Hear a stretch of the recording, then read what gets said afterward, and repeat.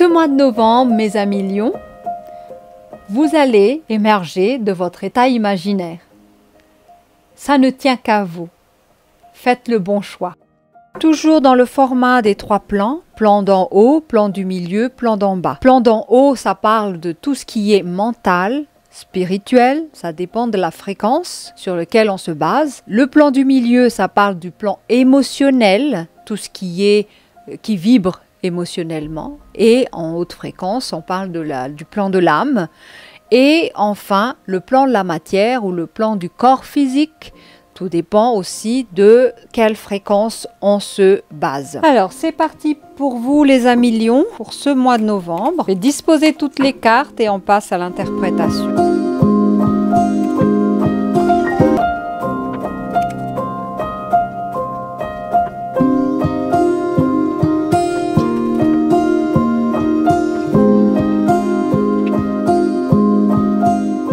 On va découvrir les cartes. Donc, premier, le plan d'en haut, on a la carte du jardin des esprits de l'imaginaire. Ensuite, de l'autre côté, on a la carte de salon de la vanité, jeu de rôle. Et ici, au centre, on a la force. La force née de la volonté du cœur. Très beau tirage. Alors, de quoi ça nous parle ?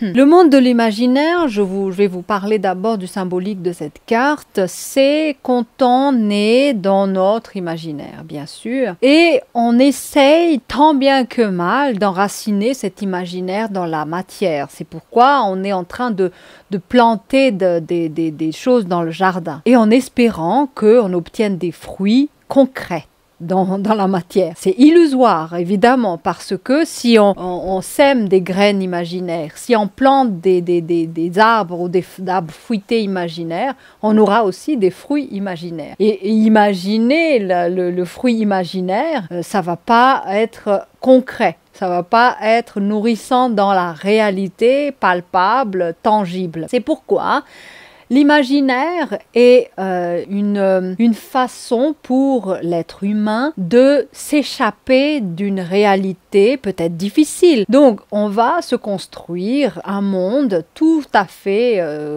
métaversique, on va dire. On va se construire un monde où on est un héros, où on est une héroïne, où on est, on a un jeu de personnages comme ça dans notre imaginaire et on va penser que ça devient une réalité. Dans un rêve, c'est une réalité, non tangible.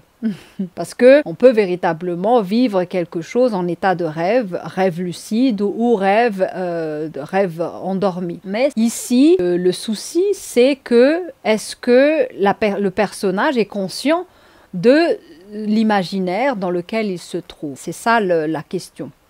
Et la question, c'est que l'imaginaire est également peuplé d'autres imaginaires des autres personnages. Ça veut dire qu'il y a une interaction d'imaginaire de tout le monde qui s'imagine. Alors, je vous dresse un petit tableau d'un futur imaginaire, dans le sens que on est tous dans notre imaginaire, que, on s'illusionne de tas de choses. Donc, dans le monde imaginaire des personnes imaginées, des personnages imaginés, on va être tous, différents de notre réalité physique où on est réellement et peut-être qu'on n'aime pas cette réalité physique, que ce soit on n'aime pas notre corps, que ce soit on n'aime pas ce que l'on ressent ou on n'aime pas la maison où on se trouve, la famille d'où on vient, on n'aime pas ceci, on n'aime pas cela, j'aime pas mes cheveux, c'est crépus. Voilà, c'est toute une histoire. Et là, je bascule sur l'autre carte. L'autre carte nous dit quoi? C'est la vanité, le regard de l'autre. Je toise un couple et on se regarde, on s'observe et on se critique. Et ça, c'est l'imaginaire aussi de tout le monde qui se trouve projeté dans une vie imaginaire dans les réseaux sociaux. Je sais à quoi, je pense que vous savez à quoi ça rime, tout ça. C'est vraiment prendre une capture de photo, transformer un petit peu de Photoshop et puis un peu de filtre qui pétille et puis voilà, on devient un personnage magnifique, flamboyant. et on s'y croit. Et on veut vraiment que cet imaginaire devienne finalement notre propre vie. Et c'est ça qui est dangereux parce que finalement on trouve de moins en moins goûteux le fait de vivre dans la vraie réalité qui est, voilà quoi, terre à terre. Là, il faut payer les factures, il faut amener les enfants à la crèche, il faut faire à manger, il faut récurer les toilettes, oui, tout ça. C'est la réalité dense et difficile. Mais dans l'imaginaire de tout le monde, on est roi et reine, on est prince et princesse et on se part de beaux bijoux et de beaux maquillages et de... Voilà, c'est ça le personnage qui se jalouse et qui se compare et qui alimente aussi l'imaginaire de tout le monde. Et on est pris dans cette situation. Alors au milieu, il y a quoi? Il y a la force. Et la force, ici, je le perçois comme une perte de force d'abord. Dans les deux pôles ici, que ce soit dans l'imaginaire de soi à soi et que ce soit dans l'imaginaire collectif, qu'est-ce qui se passe du point de vue énergétique? De point de vue énergétique, on est pompé par des égrégores parce qu'on l'a construit. On a construit ce monde imaginaire. Donc on doit le nourrir.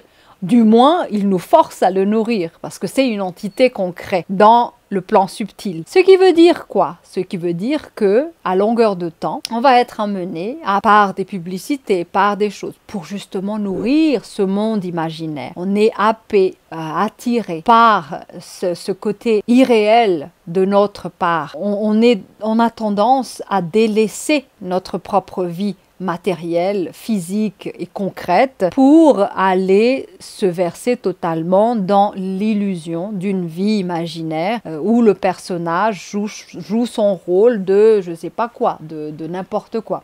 Voilà. En tout cas, c'est le message d'en haut. Force également peut être perçu positivement. Ça veut dire quoi? Si on utilise notre propre intelligence dans l'accomplissement de notre imagination, ça veut dire quoi? Ce n'est pas l'imagination qui prime par rapport à la réalité.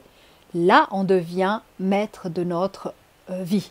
Ça veut dire, comme je vous ai parlé tout à l'heure d'égrégores, l'égrégore que l'on crée dans notre imaginaire va être au service de notre vie réelle, mais pas l'inverse. Ce n'est pas à lui, l'imaginaire, de devenir comme un maître dans notre vie. L'inverse doit être fait. La force, c'est que quand on arrive à passer de l'état imaginaire vers l'état réel et vice-versa, être libre de tout ça, être capable de discerner l'illusion de la réalité, être capable de se détacher de cette qualité d'image très très forte, colorée, très...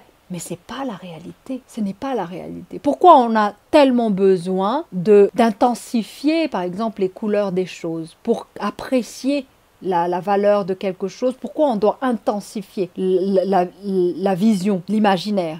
C'est parce qu'on veut des sensations, on veut plus d'énergie. Mais ce n'est pas nous qui voulons ça, c'est l'égrégore qu'on a créé. Bon, mettez des commentaires si vous voulez qu'on parle de l'égrégore dans une autre vidéo.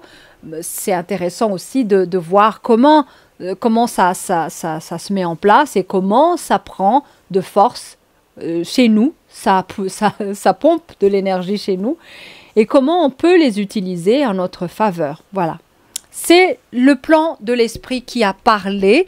On va maintenant passer au plan de l'âme, de l'émotionnel. Donc c'est une autre partie, c'est la deuxième partie du tirage. Donc ici on a la carte de la campagne, donc ça symbolise le retrait, la distanciation par rapport à tout ce mouvement. C'est à l'inverse de la ville, donc c'est un peu ça. On a la carte de la liberté, ok, la cage dorée, et on a justement la ville. Intéressant, hein, intéressant comme tirage parce qu'on a deux pôles totalement mis face à face. Est-ce que votre liberté, la force, est-ce que vous aurez la force de vous libérer? Vous libérer de quoi? De l'imaginaire, ça veut dire la campagne. La campagne, dans cette carte, dans le symbolique de cette carte, c'est le retrait. C'est vous disparaissez du monde réel. C'est pour ça, vous partez dans le monde imaginaire, donc vous n'êtes plus là. Donc vous désertez le plan de l'existence. C'est un peu dans ce symbolique-là que la carte de la campagne vient se manifester. Ensuite, ici, de l'autre côté, on a la carte de la ville. Intéressant. Opposé de la campagne, la ville, c'est quoi? C'est la profusion de manifestations, de confrontations avec les autres, de comparaisons, de jalousie. Ah, ça symbolise quoi? La cité argentée, dorée, tout ce que vous voulez comme chose clinquant des réseaux sociaux. Il faut que ça brille, il faut que ce soit coloré, il faut que ça soit intense, fort, rapide, voilà, satisfaisant, distrayant. C'est la ville. Voilà, c'est boostant, c'est excitant, c'est tout ça. Mais en plus, dans ça, c'est le marasme du regard, l'impitoyabilité du jugement de l'autre. C'est cruel, voilà. On est dans ça, on baigne dans ça. Ensuite, au milieu, c'est quoi? Liberté. Liberté en résonance avec la force, pas plus à ajouter. Si vous avez assez de force, d'énergie, donc à bien utiliser votre imaginaire, que ce soit pas l'imaginaire qui vous utilise, qui vous emprisonne, donc vous devenez libre. L'imaginaire va être au service de l'être, non l'inverse. Donc ici, voilà, j'ai pas plus à rajouter. On va passer au plan de la matière. Le plan de la matière dit quoi? Plan physique, on a le printemps. Ensuite, on a l'accusation. Ensuite, on a ici cadeau. Je remonte un peu les cartes pour que vous puissiez bien voir. Voilà. Et voilà. Interprétation, les amis. Le printemps, c'est quoi? C'est le renouveau. À la campagne, on peut vivre le renouveau beaucoup plus qu'en ville, on est d'accord. En ville, on peut vivre beaucoup plus de cadeaux qu'à la campagne. Parce que, voilà, la ville, il y a beaucoup plus de chances qu'on obtienne beaucoup plus de marchés, beaucoup plus de cadeaux. Ouais. En termes matériels, la ville est beaucoup plus apte à nous donner ces opportunités-là. À la campagne, c'est plutôt la chance d'être dans un retrait où on met en place un renouveau de l'être. Et au milieu, on a la carte de l'accusation parce que on est assailli, si on est dans la ville, par les jugements des autres, l'attaque des autres. Mais on se met dans cette posture, donc on doit s'attendre à ça. C'est la règle du jeu, les amis. Il ne faut pas se leurrer, il ne faut pas s'imaginer que dans un monde où tout le monde joue un rôle, on ne va pas vous massacrer. Ça, ouais. Il ne faut pas rêver, hein. C'est impitoyable le monde imaginaire. Il y a des loups, il y a des dragons, il y a des tas de choses. Mais voilà, ensuite on a cette histoire d'accusation également qui peut être tournée vers soi. L'accusation de soi, c'est l'auto-jugement sur soi-même. Parce que quand on est enfermé dans l'imaginaire, on peut être aussi enfermé dans un imaginaire infernal de soi-même, dans le sens que je me vois totalement comme un être emprisonné, mal aimé, moche, voilà, tous les descriptifs, mais ça se nourrit parce que pourquoi je me sens dans cet état-là? Parce que le monde dans lequel, l'entourage dans lequel je vis m'accuse de ça. Donc je prends, mais en même temps je vibre aussi ça, donc je nourris sans cesse le cercle. Et seule solution pour moi, c'est de m'évader dans mon imagination, dans mon état imaginaire. Et ici, on vous demande un renouveau de tout ça. C'est le printemps de ça.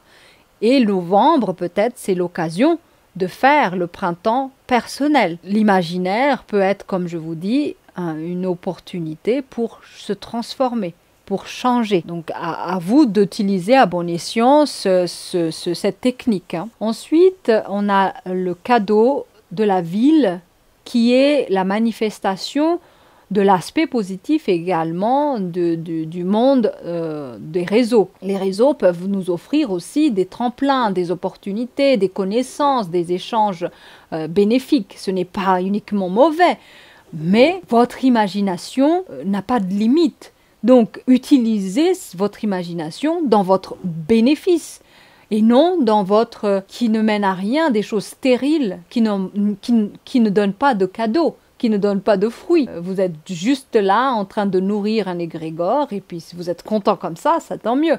Mais au lieu de cela, vous pouvez utiliser cet égrégore et cette technique-là pour être un tremplin dans votre propre vie. Choisissez les bons moyens pour atteindre des bons objectifs.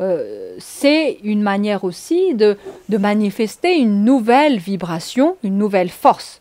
Dans ce cas-là, en résumé, c'est quoi? C'est comme un entonnoir.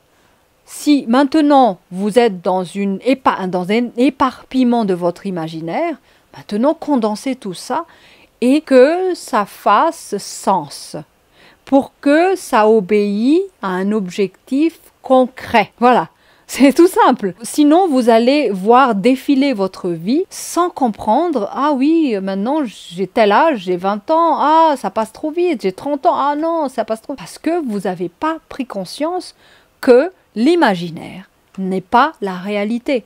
Et la réalité ne vous attend pas.